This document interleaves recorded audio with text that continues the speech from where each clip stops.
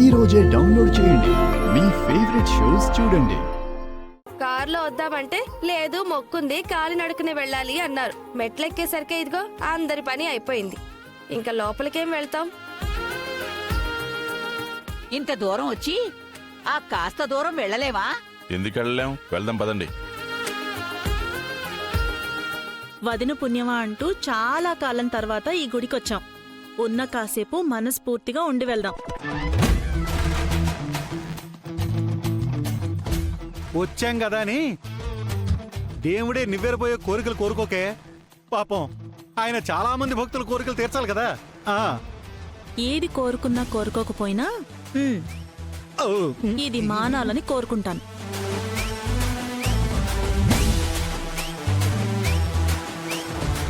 గుళ్ళో దాని గురించి ఎందుకమ్మా? అది అలా అడగరా. ఆ బాధ వాళ్లతో ఉండే భార్యలకే తెలుస్తుంది బాబు. బావా, అనవసరంగా ఇరుక్కుంటావు. నువ్వు సైలెంట్ గా ఉంటేనే బెటర్.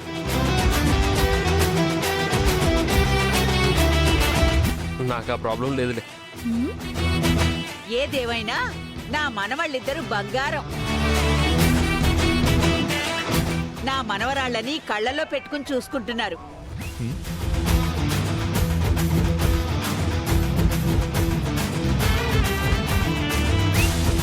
నేను కూడా మీ అమ్మాయిని అక్కడ పెట్టి చూసుకుంటాను.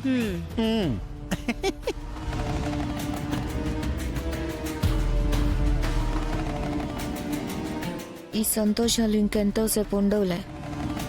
మా చారు మాత్రం ఏ దిక్కు మొక్కు లేకుండా మిగిలిపోయింది.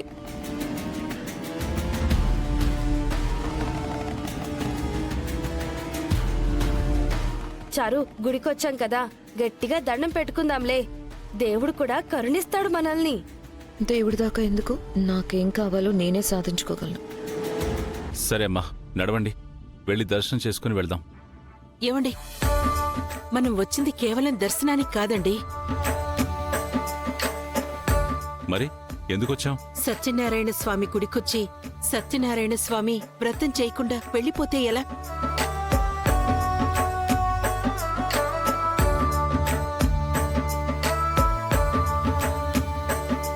వ్రతమా? దానికి చాలా టైం పడుతుంది కదా అత్తయ్య. దేవుడి దయ వల్ల పెదనాన్నకి కాళ్ళొచ్చేశాయి. అంతకంటే మనకింకేం కావాలి? అందరూ ఏం మాట్లాడొద్దు. అందరూ వ్రతంలో కూర్చోవాల్సిందే.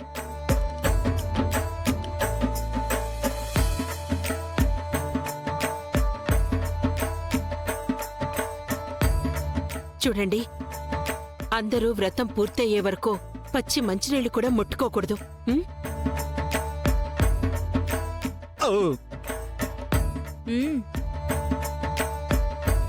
ఎవ్వరూ మాట్లాడకూడదు, అబద్ధాలు చెప్పకూడదు.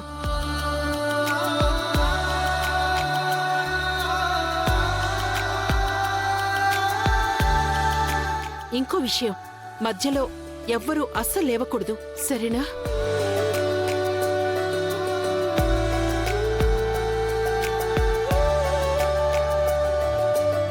రఘురాం గారు నమస్కారం అండి. నమస్కారం పూజారి గారు. దైవానుగ్రహం ఉన్న వాళ్ళకి ఏ సమస్యలు ఉండవయ్యా.